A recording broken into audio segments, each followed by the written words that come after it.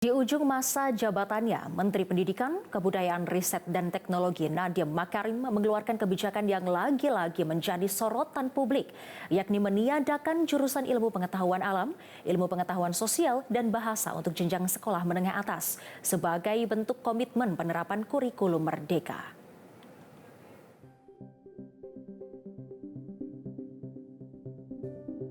Kebijakan Menteri Nadiem Makarim lagi-lagi menjadi sorotan. Usai Kementerian Pendidikan dan Kebudayaan, Riset dan Teknologi atau Kemendikbudristek resmi menghapus jurusan yang ada di sekolah menengah atas atau SMA, yakni jurusan Ilmu Pengetahuan Alam, Ilmu Pengetahuan Sosial, dan Bahasa. Kepala Badan Standar Kurikulum dan Asesmen Pendidikan Kemendikbudristek Anindito Aditomo mengatakan bahwa kebijakan penghapusan jurusan itu bukanlah hal yang baru. Kebijakan itu sudah mulai diterapkan bertahap sejak 3 tahun lalu. Ia pun menambahkan pada tahun ajaran 2022 sudah ada 50% sekolah yang menerapkan hal tersebut. Sementara untuk tahun 2024 tercatat sudah sekitar 90-an sekolah yang menerapkan kurikulum merdeka.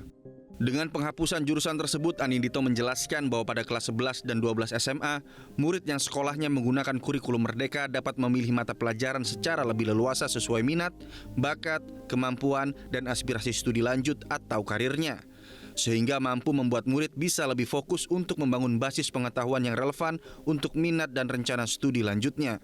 Sementara itu, Koordinator Nasional Jaringan Pemantau Pendidikan Indonesia atau JPPI Ubaid Matraji menilai penghapusan jurusan IPA, IPS, dan Bahasa di SMA Sederajat hanya sensasi Menteri Pendidikan Kebudayaan Riset dan Teknologi Nadiem Makarim di ujung masa jabatannya. Ia juga menyebut keputusan penghapusan jurusan itu diambil secara dadakan, tidak ada dasar kajian yang jelas, dan tidak mengetahui bagaimana kebijakan itu nanti diimplementasikan di satuan pendidikan, begitu pula dengan proses evaluasinya.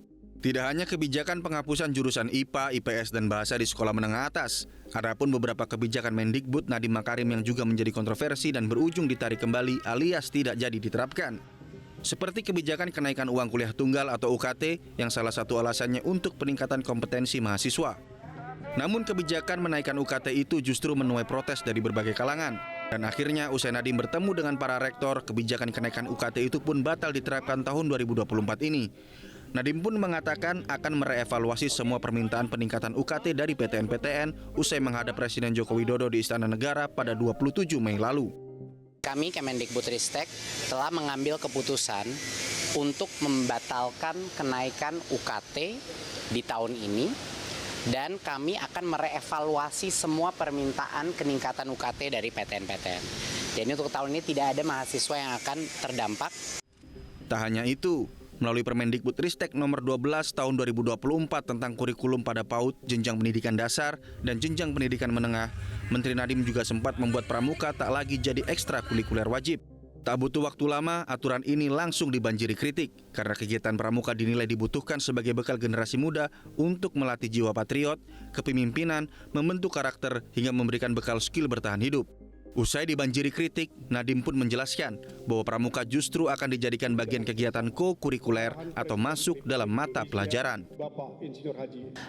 Pramuka itu dihapus atau dihilangkan dari sekolah karena peraturannya sudah sangat jelas bahwa itu menjadi ekskul yang wajib diselenggarakan. Bagaimana kita bisa meningkatkan juga statusnya pramuka dari yang tadinya hanya ekstrakurikuler untuk muatannya itu bisa masuk ke dalam kurikulum merdeka.